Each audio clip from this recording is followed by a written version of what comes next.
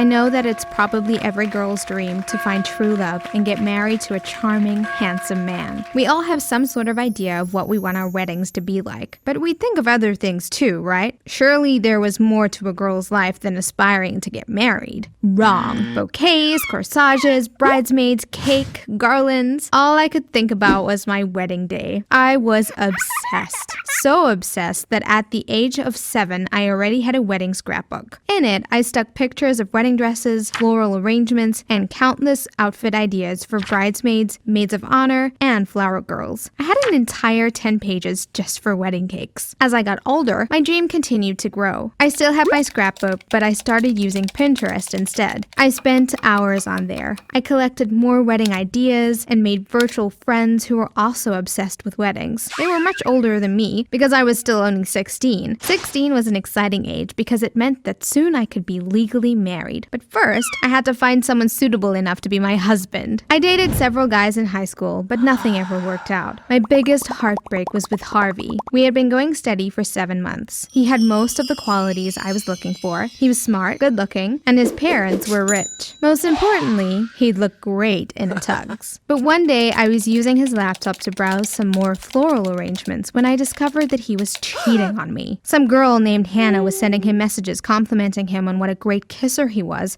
and how she looked forward to more dates with him in the future. How could he do this to me? I'd lost my husband. So the next few months were quite depressing for me. I tried talking to friends, but that didn't help. I tried reading books on how to get over an ex-boyfriend, but that didn't help either. One afternoon, I tried window shopping at a bridal store to cheer myself up. I didn't realize that this would add to my heartbreak. I started crying, and as I tried to leave the store, I bumped into the most sinister-looking woman I had ever seen. "What's wrong, sweetie?" She grinned. Nothing, I'm okay," I replied. "Oh, Daisy, I can tell that something is wrong. Anyway, that boy didn't deserve you. Cheating on you like that? What a douchebag. Would you like to join me for a cup of tea next door?" she said. How did she know my name? I was surprised that she knew about my situation and a bit intrigued by her whole demeanor. I figured I had nothing left to lose, so I followed her next door to the little tea shop. I had never noticed it before. We sat down and the waiter immediately served us. Somehow he knew exactly what I wanted. "What's going on? How did he?" I gasped. "Well, dear,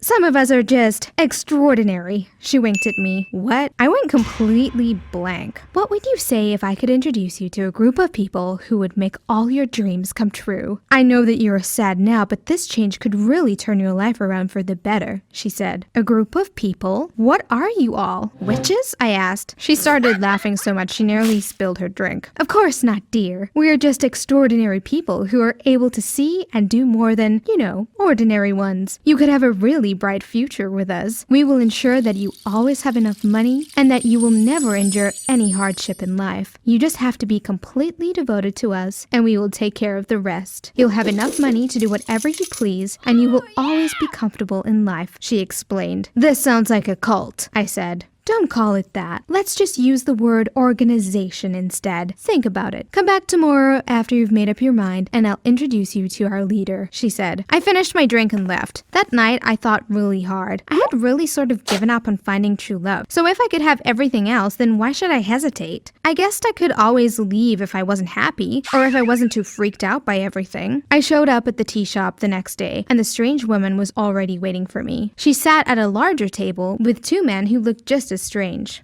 "Hi, Daisy. We've been waiting for you," one of them said. Hi," I replied. "Have you made your decision?" the woman asked. "Yes, I'm in," I said, so excitedly I surprised myself. "Great. My name is Esme, by the way. This is Robert, our leader," she said while pointing to the man who had been silent. "I'm very pleased to hear about your interest in our organization. Before you can become a full member, you must be initiated. Please follow me," he said. He led us to a door which led to a huge empty room. There was a stage on one end. "This is where we have meetings and perform rituals," he said. My eyes nearly dropped out of my head. Did he just say rituals? What had I gotten myself into? "Don't worry. We won't make you do anything too intense in the beginning," he said. He explained certain details that I can't reveal in this video, and then I signed a contract which sort of said that they owned me from then on. I would have to do everything they said, but I'd always have everything I wanted and more. So I was okay with that.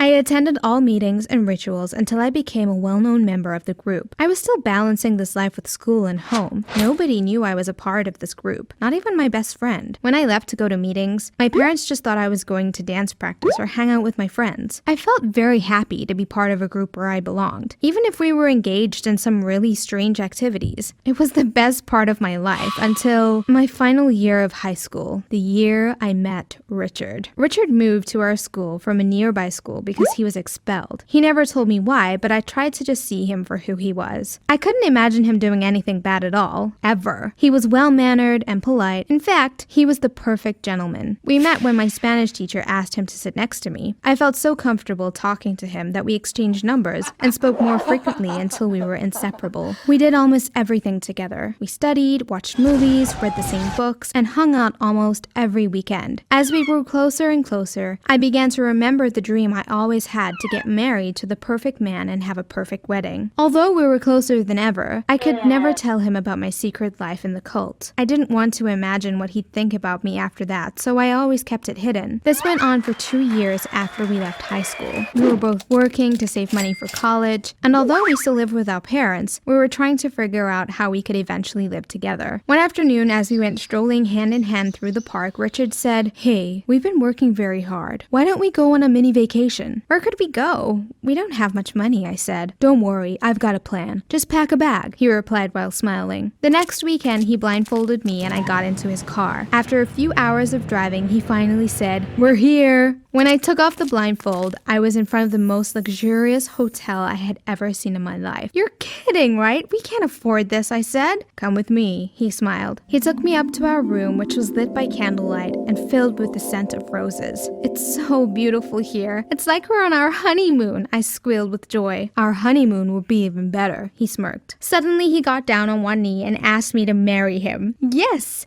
I will marry you," I said while jumping into his arms. We had the most amazing weekend ever. When we got back to our town, I decided that it was time to start planning my wedding. I was finally going to achieve my biggest dream ever. I took out all my scrapbooks and began reviewing my old ideas. I had about 20 color schemes planned and 10 potential venues. I began to imagine my life after the wedding too. Our honeymoon would be perfect. We'd have a lovely house and a perfect little family. While I was filled with thoughts of my future with Richard, my phone rang. It was Esme. I sighed and snapped back to reality. "I didn't see you this weekend. What's going on?" she said. "I had to leave town for a while," I replied. "I need you to come to the meeting room this afternoon," she said, and then hung up. I sat down filled with dread. I was so caught up in my bliss that I had completely forgotten that I was part of this organization. Now that Richard had asked me to marry him, I was finally going to have what I had always wanted. I didn't need to be part of their group any longer. Also, Richard would never approve. What would I tell him? What would I tell our children? I had to find a way to get out, but I didn't know how. I went to the meeting a few minutes early, and Esme was already waiting. I explained to her that my boyfriend proposed and that I might not be able to continue my life with them. She stared at me for a while and then said, "Part of our agreement is that you're not allowed to leave, ever. If you do, we will have to harm you. You're already too deep. You know too many of our secrets." After the meeting, I went home and decided to simply continue like I always had, hiding my secret from Richard and everyone else who knew me. Fast forward to my wedding day. Everything was going just as planned. We had decided on an outdoor wedding with a beautiful garden. I looked gorgeous in my wedding dress and my bridal party was just as fabulous. As my father walked me down the aisle, I nearly cried because it was all happening exactly how I had always imagined it as a child. I stared at Richard, who was even more handsome than he usually was. I wanted to kiss and embrace him right there, even before we said our vows. The ceremony was ideal until the priest asked, "Does anyone object to this union?" I heard a loud voice from the crowd. "We do." I turned my head and realized that 10 of my cult members were standing up. They were all dressed in black. Esme walked up to the podium and took the microphone.